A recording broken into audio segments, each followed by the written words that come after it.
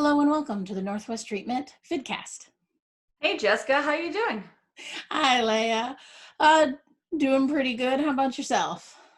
A lot of breathing, lots of normalizing what is currently happening in our world.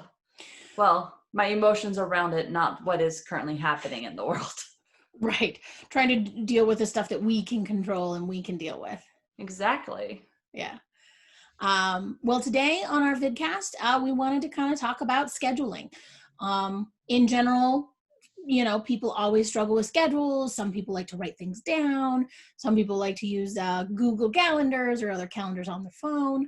Yep. But, we were talking the other day about how important it can be given what's going on and how much is out of our control, and how much things are just kind of crazy in a pandemic, in the society and everything going on politically, to feel like you have some structure.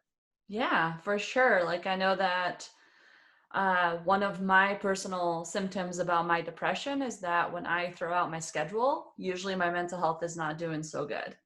So my schedule is like, it's a good barometer for me to see how I'm doing in the world. Right. A lot of times, getting off of a schedule for like a vacation or something takes a day to kind of get used Mm-hmm. to that vacation time. Same thing when we get back, takes a day to kind of get back into the work schedule. But things are just so crazy now.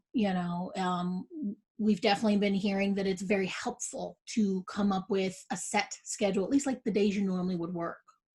Right. And so part of what we want to talk to you guys about today is this idea of like positive behaviors that we know are helpful for us and making sure that you put them in your calendar and actually schedule them so that you're not just like, yeah, I'll get to it later on today, but more like you have a dedicated time that you're seeing so that even if you choose not to engage in that behavior, at least you remember that like you set time aside for it.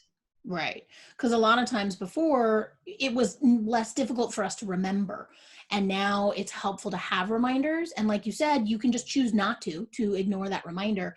But it's a nice little check in. It is. So you and I were talking about this, and one of the things that I do is I exercise in the morning, which is very different from what you do. But for me, exercise helps me kind of like get ready for my day. It helps me regulate my mood in a positive way. It helps me Right. like get those endorphins that I need, but also just like feel better about how I am in the world. Like I've always thought of myself as athletic. And so it's one of those things that I associate with like my mental well-being, truthfully, is to sweat a little bit in the morning. That makes a lot of sense, and one of the things I really find useful is to go for a walk, usually at the Yeah. end of my day, something to kind of separate my work day from being done with work, to have a boundary there. And just going for a quick walk, even if it's around the house, but it's outside. If I Mm-hmm. can, I'll go walk in a local park, keep my social distancing, maybe listen to some great music. Um, I'll even do a walk while doing a video chat with friends or family. Yeah. Something to just get me out into nature, take a moment, put a bookend on my day. Well, and the thing that we always like to remember, and I think we've said this so often, we as in like the professional field of like physical activity helps you regulate your mood and it helps you regulate your sleep and everything, but something that we forget to actually do all the time.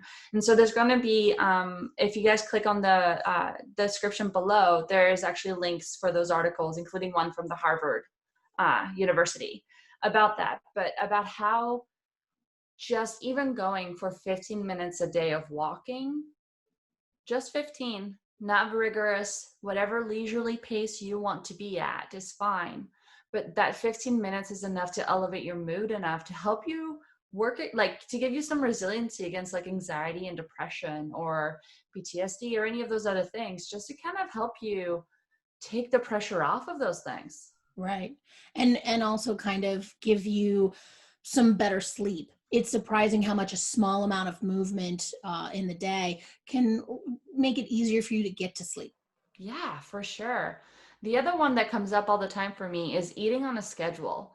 So I think you know this about me, Jessica. I broke my back when I was 14. And Right. in breaking my back, I ended up, for whatever reason, like my turn on and off switch of like, I'm hungry, I'm not hungry, doesn't work very well for me. And I go from like starvation to overly full really, really quickly. And so I've had to learn how to eat on a schedule. And if I found that if I don't eat on that schedule, my mood goes to complete places where we do not want me to go, Right. which makes it really difficult to be, nice and pro-social and any of those things. Right. But eating on a schedule can help you with your mood. First of all, it helps you with your mood, right? You don't get hangry. But the other thing is that it helps you with a sense of control, right? Because you're cooking your food, you're putting time and effort into taking care of yourself with the food that you can eat. Exactly. It's one of those things that for me, I'm almost always hungry. Even if I've just eaten enough to basically burst, I'm still hungry. And so I've definitely had to learn it for a different reason, but a similar path.